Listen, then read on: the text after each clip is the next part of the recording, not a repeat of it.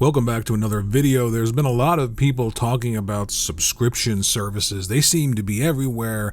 HBO Max, Netflix, Amazon Prime. There's a million of them. Originally, it was supposed to be able to make cable bills more affordable. Cut the cord. You remember that? Cut the cord, go to the streaming services, you're going to save money. And then they all just decided to start pulling their own content for their own particular apps to make them more attractive, which is what you have to do. You have to have exclusive content to get people to subscribe. Now you need like 6 different apps to watch things. It's almost better off to go back to cable, and we're seeing HBO Max in trouble, combining with the Discovery Channel, some sort of new streaming service. I don't know what it's going to be called, when it's going to launch, but there's this idea of streaming subscription services for video games, and it's something that is obviously happening. They are options for everybody out there: consoles, PlayStation, Xbox, even Nintendo has their online offerings. But the day and date thing is something that a lot of people seem to be throwing back and forth. There's either the camp that thinks that quality is going to degrade significantly, you're not going to get great AAA titles like you traditionally got with PlayStation. Spider-Man 2's coming, Wolverine's coming. There's a lot of great AAA content coming. So you're either seeing people who are talking about day and date, everything needs to be day and date, it's so great for the industry, why won't they do day and date? Then there's the other group again about AAA content versus AA content and indie games, and sometimes subscription services work for a particular type of game, but they don't work for, another type of game. And I'm here to tell you something.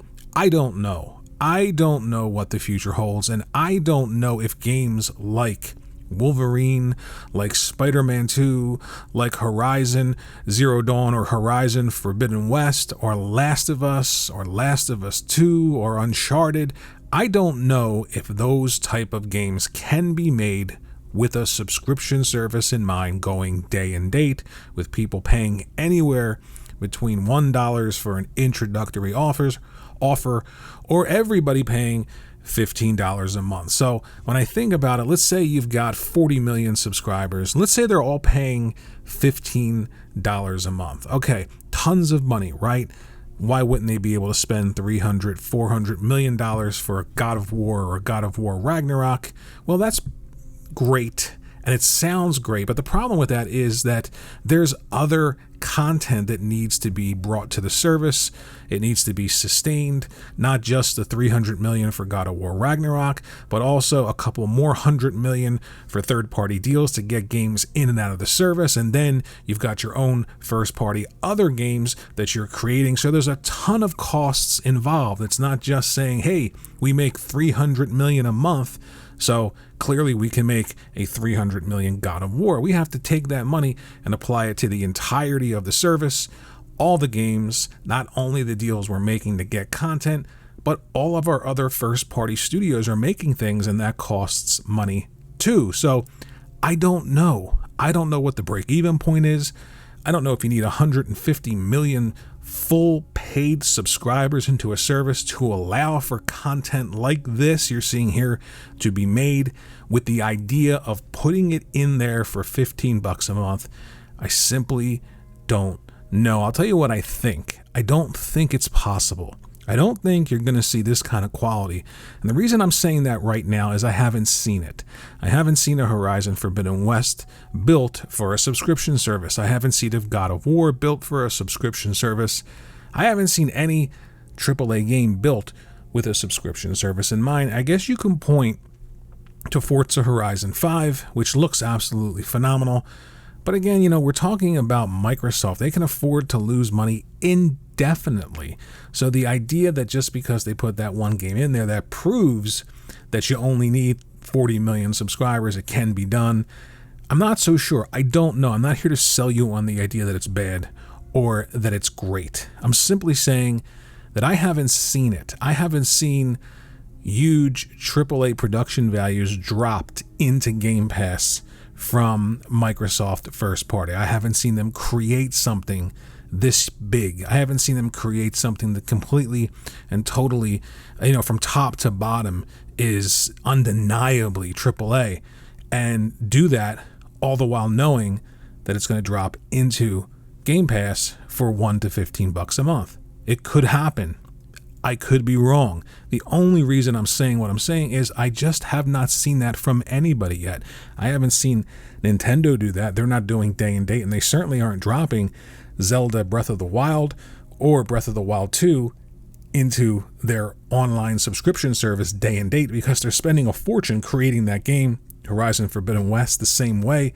I don't think if Sony's subscription service existed and their idea was to create the sequel to Horizon Zero Dawn, knowing that it's going to go into that service day and date, I don't know if we would have gotten this level of quality, because something has to give. If it doesn't make dollars, it doesn't make sense, and budgets exist. And budgets have to exist within the parameters of the costs versus the profit. And I'm not sure that we're there yet with these subscription service in terms of numbers.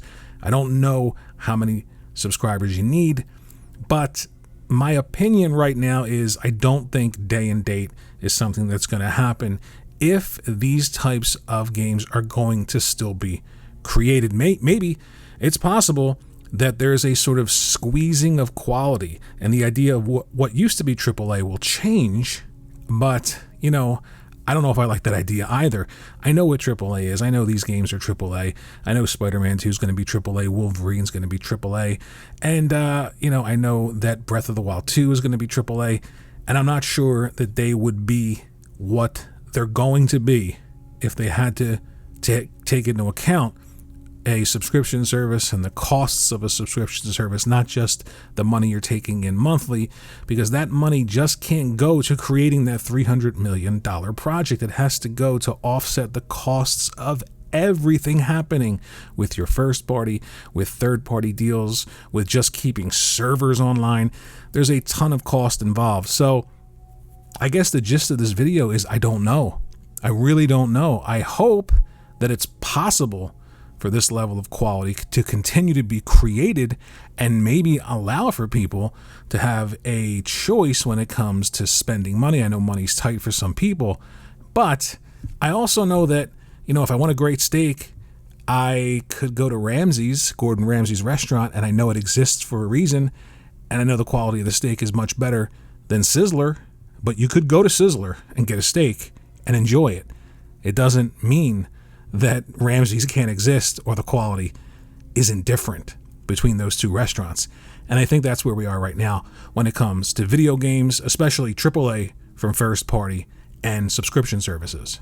So it's interesting to think about, it's interesting to talk about, but I don't think that wasting a lot of time worrying about it or talking about it. I'm seeing that left and right. There are so many videos about this, people arguing about this. I just don't feel like the time it takes to worry about this stuff or to talk about this stuff should dominate just playing great games. There's a lot of great games out right now. Play them, enjoy them, talk about those. And in terms of where the industry may go, will go, could go at some point in the future, I don't know. My opinion right now is I think you're going to see subscription services grow.